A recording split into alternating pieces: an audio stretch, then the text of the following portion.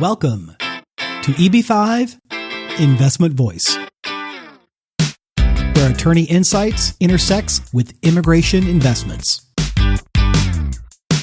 If you are a foreign investor, domestic fund manager, or enterprising entrepreneur and want to get the most out of the EB5 program, you have come to the right place. I'm Mark Deal, and I'll be your co-host on this journey. I'm joined by your host, Mona Shah, and other attorneys at Mona Shah & Associates, as well as immigration leaders from around the world. So let's get into EB5 Investment Voice. Hello and welcome back to EB5 Investment Voice. Today we have Adrian Pomery of EB5 Investors Magazine, and he's going to share with us what they do in their print magazine as well as their social media presence. He's also going to be sharing with us a little bit about the EB5 Investors Magazine Conference coming up on July 17th and 18th, which is this weekend, and a little bit of what to expect and really why someone would want to go to one of these conferences. Of course, I'm also joined by Mona Shah and Rebecca Singh, and they're going to be asking Adrian a few direct questions. But before we get too far into it, I'd like to introduce you to your host, Mona Shah. Mona, how are you doing today? I'm very well, Mark. Thank you. And hi, Adrian. Thank you so much for coming on. No problem. My pleasure. And thanks for having us on. It's a real pleasure. We've actually had someone else from your team on one of our shows before, Courtney. But the reason we asked you on this particular show is that you have a first-time event coming up this week. That's correct. We're located out here in Irvine, California, so we've been very West Coast-centric with our events, Las Vegas and Southern California, and then sprinkle in some international events. So we've had a lot of people in the community that have been begging us for a year or two now to do something on the other coast. So we're extremely excited to be making our way out to New York City coming up next weekend. So you've done a few conferences. This is going to be your first one in New York? Yeah, I think this is event number 10 or 11 for us. But yeah, this is our first New York City event. There's a lot of people in the community from the New York and the Northeast. So this is us answering the call, so to speak, to come out and accommodate some people in the community. And we're super excited about it. We're bringing new people out to the event. It's allowing us to reach a little bit of a bigger audience. So really going to be a good event. Well, Adrian, I have Rebecca here also within the studio. Hi, everyone. We wanted to ask you some questions about this event because people are confused as to whether or not to go as developers. Should they spend the money? Investors, should they go on there? Because your conferences are not cheap. Can you tell us a little bit, first of all, about this event, what date it is, where it is going to be? Mm-hmm. Yeah, absolutely. The event is July 17th and 18th at the Times Square Sheraton, obviously in New York City. Our domestic events are extremely, I would say, big tent approach, which is one of the reasons it's good for anybody with any type of interest to potentially come out and attend, because there are a lot of great events for EB5 that are done by other organizations, but these organizations tend to be pretty centric to one aspect of the equation, so to speak. So this encompasses the entire ecosystem of the industry, from migration agents overseas, developers, regional centers, immigration attorneys, securities attorneys, other service providers. It's just a great mix of the community in one location, looking at the program in all kinds of different angles. It's just a great opportunity for anybody to get their feet wet who's ever thought of being involved in the industry, whether it be as a potential investor, whether it be somebody who is looking to potentially has a project they're looking to develop, or potentially we've even seen banks that are interested in providing escrow services. It's a great opportunity from an educational standpoint and a networking standpoint. Well, Adrian, what if I've already got my feet wet? I've been out to a few events overseas. Rebecca and I have attended many, many events overseas in Dubai, China, etc. Russia recently. What would you say is an advantage of being in the United States, which is not overseas? Well, I mean, there's the one obvious thing that stands out is we've been the first group to incorporate the foreign migration agents into our events. So we'll have 60 plus foreign migration agents from China and other parts of the world out there. So you think about the amount of money that you as a regional center or an immigration attorney spend on a trip to China. This is proving pretty cost effective to have that many agents in one location domestically in the United States. I would say the other reason for somebody who's been involved in the EB5 program for a while to come out is, this is an incredibly crucial time for the program with September 30th coming up, with the SEC issues that are rising to the forefront. So just having all the leading experts in the industry in one place to have a great conversation about some of these issues that are on the forefront of EB5. Okay, so Adrian, Rebecca here, chipping in. So you would say that this conference, as Mona had mentioned earlier, would be great for both small and large projects as a whole. Absolutely. The great thing, obviously, we have our YLANs of the world who will be at the event, but we also have tier 2, tier 3 agents from China. We have agents from India. Obviously, as you know, India often looks for something a little bit different in a project. That's one of the things we say to potential developers looking at the program, is that our event allows you a way to kind of come out and pressure test your idea, so to speak, to agents and those like yourself who have been in the EB5 industry for some years. So as you know, there's obviously a lot of upfront costs with EB5. So this is a great opportunity to kind of see if it's for you and see if it's a good fit without, jumping both feet into the pool, so to speak. Well, Adrian, I think this, and I think, Rebecca, you would agree with me, that EB5 has changed a lot over the last few years. In this space, quite frankly, right now, if you're interested in marketing and media, I think you guys really have the headway. I know we put in a lot of time and effort, especially developing the overseas agency relations. Last event we did domestically in Las Vegas, we had over 60 migration agencies there. That was a great event. Mm-hmm. We thought that the Vegas event has been one of the best you've ever had. Well, and that was the missing piece of the puzzle, and we've really tried to involve the complete tent, the complete ecosystem of the industry. And we've had the U.S. developers, we've had the regional centers, we've had the attorneys, but let's be real, that's the other side of the equation, and that's the end goal is getting investors for these projects. And those are the people who control the flow of investors for regional centers over here. So and plus they have valuable things to say. We always have a migration agency panel. It's good to know what they're thinking as well, so developers and regional centers back here can adjust. And the wind shifts quickly over in China with respect to EB5, just like it does here. Adrian, how do you get direct investors to come to your event?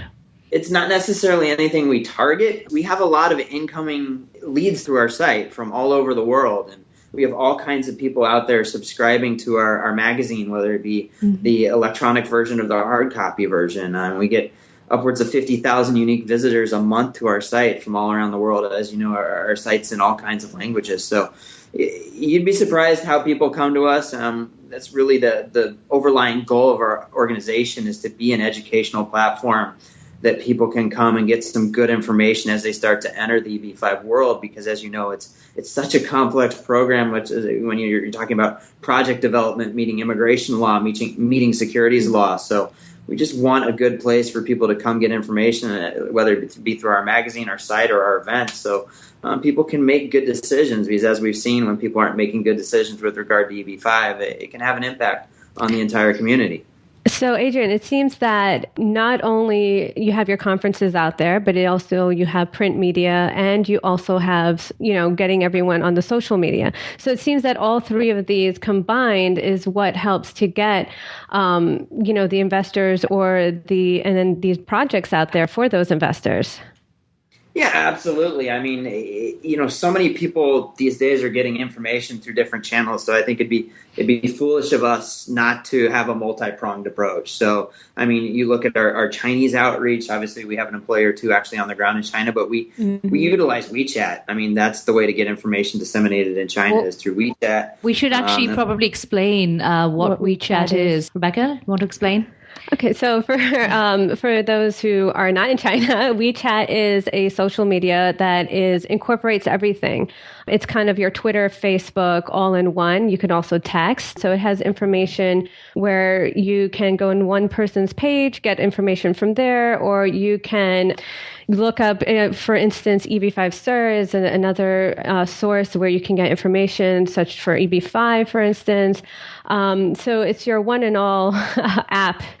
And I suppose because it's China also, that WeChat followers come in the thousands. Yes. We are actually going to have somebody soon who perhaps next week or the week after, who is one of the leading people in this set, and it's what he has is EB5 Sir.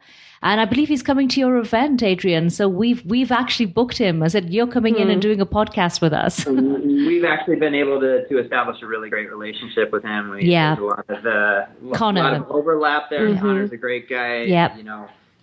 So we've been able to kind of combine forces with him on a number of different aspects. So it's important. That's how information in China is disseminated. Obviously, we've been able to get our foreign publication, our foreign version of EB5 Investors Magazine available over there as well. So does EB5 Magazine have a Weibo blog? That's a Weibo's your Chinese Twitter. Yes, we have a. I'm not the expert on Chinese communication, but I know we're definitely taking advantage of the WeChat, and I believe we do have a Weibo as well. But don't hold me to that. I'll have to check with somebody on that one. Okay. Well, I think any immigration and anyone in EB5 knows that Weibo and WeChat is the way to go for the Chinese market. Absolutely. All right, Adrian, what about immigration attorneys and, smaller people who might actually struggle just to pay the fees to get into one of your productions? Yeah, I mean, one thing we have to worry about is overhead for events, and certainly New York City comes with the highest overhead we've ever seen. Pricing is there, but I mean, I can just look at the success that attorneys have, especially smaller shops, of coming and meeting regional centers and agencies and getting some I-526 work out of that. I mean, if you get one or two I-526 petitions, you've way more than covered all the costs of coming to one of our events. So, and we actually do have a lower price for immigration and attorneys to come to the event. It's $100 cheaper than a regular general attendee. We love having attorneys there, but you're the only one who loves having attorneys around. Yeah. But you have different options too, right? So you have options where someone can go and do full out, have their booth and market that way. You have a lower option where someone can come and put their materials down, and you have the option of someone just coming in for the day and maybe networking on their own. Sometimes that face-to-face connection makes all the difference, having the business card and making those interactions. So, for those who are looking for conferences and are afraid to go out there and say, well, I'm not sure if I should put the money out for this, at least there's options with the EB5 Investor Magazine. Right. And I can also chip in that a few years ago, I think IIUSA really had the burden of helping the marketing as well as teaching and as well as the political side. Whereas I think now with you guys on the field, on the scope, that you've taken that burden off IIUSA, and it's very much, you EB5 Magazine and perhaps EB5 Info, which doesn't come anywhere near what you guys can produce. We're very lucky to have IIUSA coming out to our event. We've always gone out to theirs, but I mean, the main purpose of their organization is the well-being of regional centers. Right, correct. Which is a fantastic thing. But we have a more Big Ten approach, and so perhaps we're better equipped to carry more of the entire community because our goal is to encompass the entire ecosystem. We're not just focused on regional centers. We're not just focused on immigration attorneys. We're not just focused on the migration agents. We're really trying to create an atmosphere where everybody can network and educate very well together, under one roof for a day and a half. I mean, as you know, in this industry, it's really hard to get any semblance of people together because people are traveling so often. So from that aspect, the networking opportunities at this event, when you're talking about 600 plus people being there under one roof, when as everybody after this event will be back to China or Brazil or wherever. It's hard to get a hold of people in this industry. So just the opportunity to meet face to face with colleagues and regional centers, immigration attorneys, and agents, for a day and a half is very valuable. Well, with the success of your conferences and with your social media, do you feel like the print media is about to die? Well, it's kind of funny because I was a former journalist, and I did see two of the papers I worked for a long time ago are no longer in existence. But for us, especially the print hard copy has been a very important part of what we've done. It really gave us credibility in China when we came out with our Chinese edition.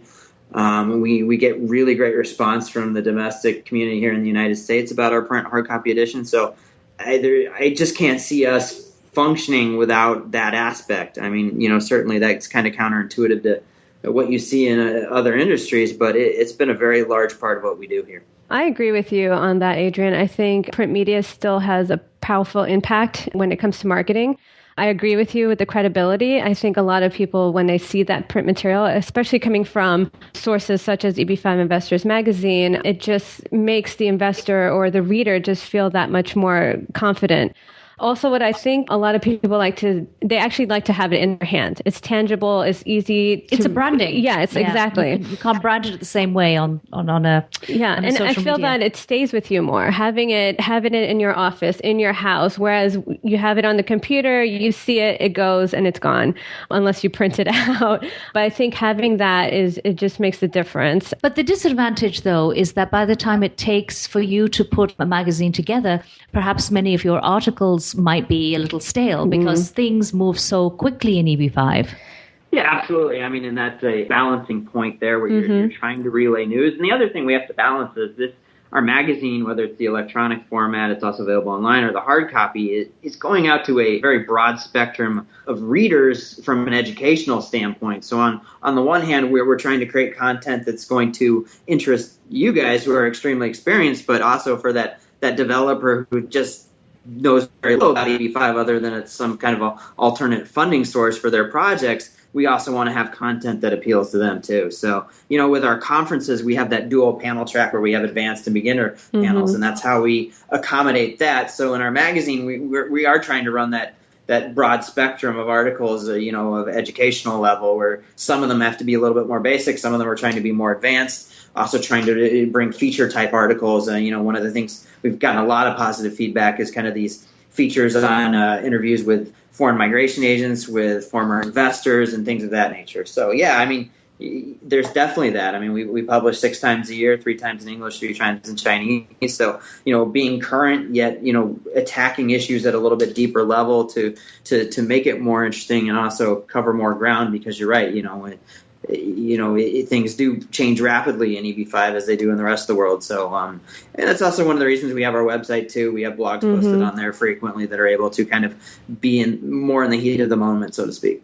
Adrian, you have a number of speakers coming to the conference, and a lot of them are very prominent immigration attorneys as well as other figures.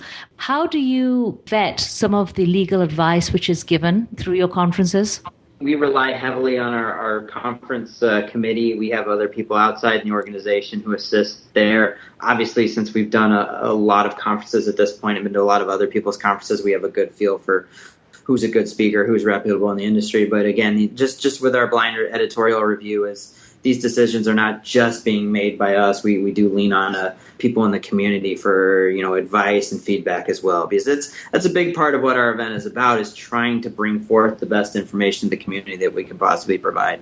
And you always have a VIP event. Yeah, we want to do something a little bit extra special for our sponsors. I mean, they're spending a little bit more money to have added exposure. So the thing we've done with this event and the Las Vegas event is we bring the migration agents to the VIP event, and we bring our sponsors in as well. And it's just a little bit more intimate. We always have a nice venue, and it's just a little added exposure and networking opportunity.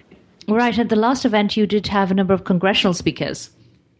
Yeah, we were very lucky. Congressman Polis came out. He's been a big supporter of the industry. We've had great relationships with Congressman Goodlatte, Senator Rand Paul, obviously Jared Polis. So, that's an important part of things, just as it is with the other organizations out there in EB5, is having connections to Washington, because obviously the program is set to sunset September 30th, and there's a lot of things going on, a lot of issues that we'd love to see addressed. And those political relationships are huge. Right. And everybody is interested to know what is going on. I mean, we're getting texts and messages all the time from overseas, just like, is there any news? Does anybody know what's happening? And I'm like, this is Congress. We won't find out till September 29th. Well, that's a good point, Mona. Well, Adrian, let me ask you this. Obviously, the person that is going to be attending the conference this weekend, they probably already have their game plan together. They know who they want to speak to, at least specifically, or the types of people they want to speak to, whether it's other developers, they want to speak to investors or attorneys. I'm sure there's probably a few people that want to put the face to Mona's voice after they've been hearing this show for a couple of months. But what would you suggest for the person that can't make the conference this weekend? How could they get involved, either through EB5 Investment Magazine, upcoming conferences? How can they get the most out of this event without actually attending? Yeah, Absolutely. I mean, we're here 365 days a year, and we understand that people can't always get to our events. There's, especially in the summer, there's vacation, there's weddings, all that kind of stuff going on. So we have a sign-in form on our website. You can put in questions to us. I myself speak a lot to developers throughout the course of the year. We're trying to be a kind of first line of defense for the community to help developers look and see whether their project fits with EB5, real preliminary underwriting type stuff. And we like to help people navigate through the process a little bit, especially the beginning process before you have to spend any of those upcoming, those upfront expenses. The magazine, not just do we have current magazine, but every magazine we've ever published is available online. There's great questions and answers from the attorneys in the community. Mona's answers quite a few questions, and we thank her for that. There's just a lot of great information on our site, and then you can get in contact with us and other great people in the community have their profiles on our site that you can reach out to as well. So, just because you can't make the conference that's coming up in New York on the 17th and 18th doesn't mean you have to be out of the loop with us by any respect. So we're here. We're always providing feedback to people, directing people to people in the community. Great attorneys such as Mona and other people in the community are on our site. So it's just come be part of the community. Do you have your next domestic conference planned already? Yes, we will be back at the Bellagio in the middle of January 2017 in Las Vegas. That's my skiing holiday again. Yeah, you got to get out of New York in the middle of January, right? Oh, yeah. So that'll be your 4th year in Vegas, right? Yeah, we found that Las Vegas is a great venue. Obviously, there's a lot to do out there.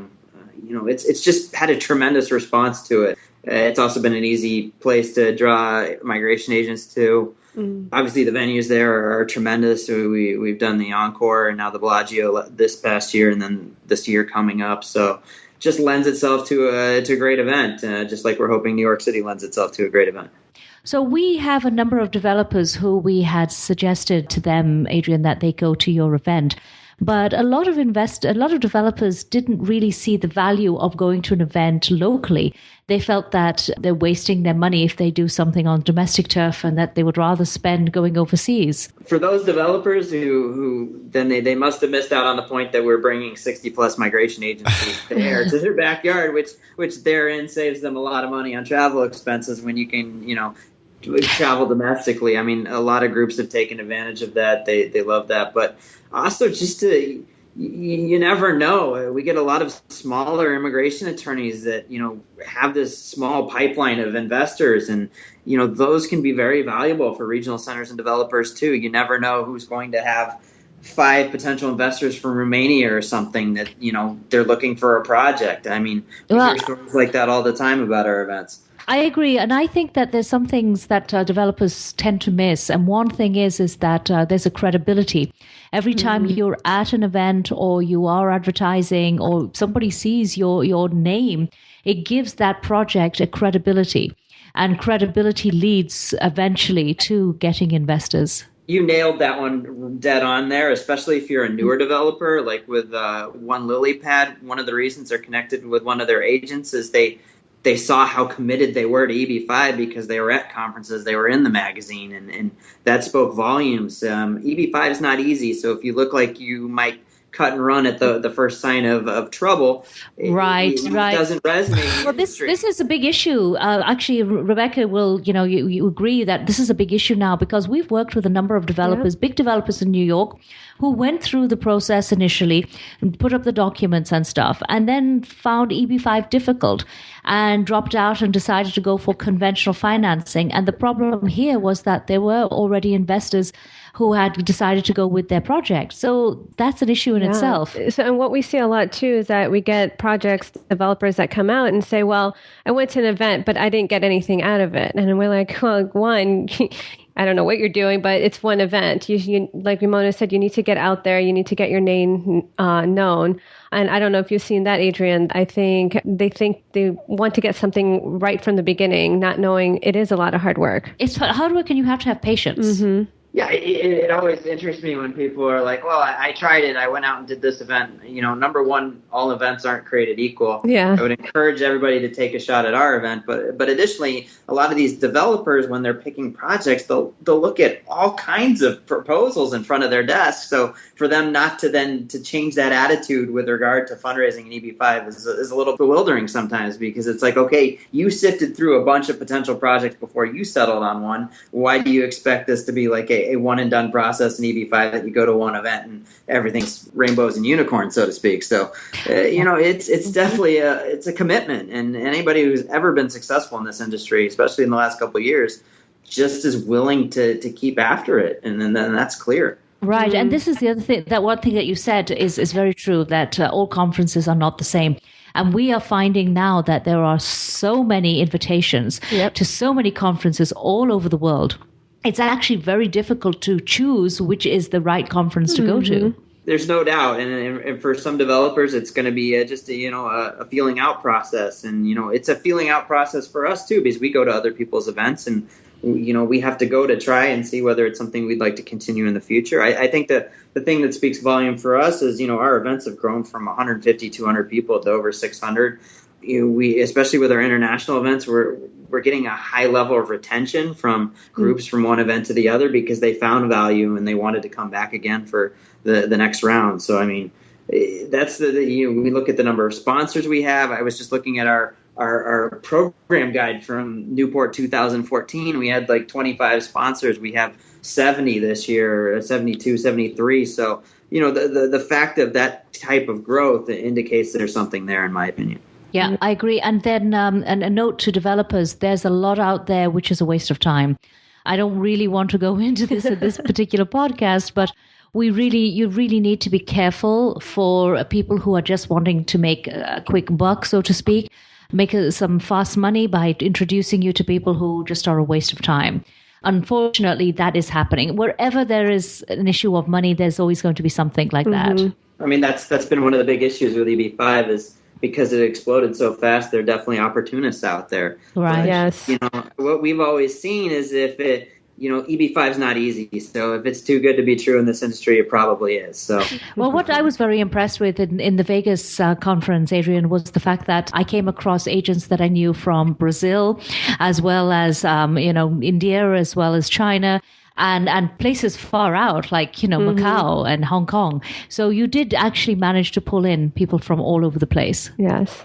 Yeah, I mean, obviously China has produced 80-85% of the investors here, but there are other countries that are opening up and developing, and obviously with retrogression, projects are looking to these other countries more and more. So we had an event in Vietnam in March. We're going to do it again next year. We've sent people on the ground in India. We've worked hard to develop connections in Latin America. So yeah, there'll definitely be a lot of Chinese migration agents at the event. But as you said, there's going to be a lot of agents from other places as well, and there are definitely groups that are trying more and more to tap into those markets. So, Adrian, as you said, the EB5 market has really grown. The attendance at your own conferences have really grown. We've talked a little bit about the large players and the incumbents, the people that have been in the industry for a while. But it also sounds that people need to see your face, whether it's the investors or the foreign agents, and each opportunity to get in front of these people currently and not 5-10 years ago would help build your credibility and authority. So it sounds like, this conference this weekend and future conferences coming up may be a good opportunity for that. EB5, there are now more projects in the marketplace than they've ever been. It's increasingly competitive. So more and more things matter in the equation for success in this industry, and making sure you're at events, making sure you're networking, making sure your face is being seen is important, because if you're not there, somebody else will be there, and they'll be the one striking the deal with that migration agent or making that great connection with somebody, with a broker dealer who's got some investors overseas. So who you are and where you go is becoming increasingly important, no doubt about that. Good point, Adrian. Thank you so much for coming on and talking to us about the EB5 Investors Magazine, as well as the conference this weekend. Yeah, and I know this is coming out a little bit later in the week, but for anybody who's going to be in the New York City area and like to come out, there are still a few spots available. You can actually email me at Adrian, ADRIAN, at EB5 Investors, and we'll definitely do everything we can to get people ticketed for the event, but it's definitely not too late to get in. Excellent. And we'll make sure that we've got a link to your email in the show notes page. Thank you so much for coming on. Thank you guys so much for having me. It's been a lot of fun. Thank you.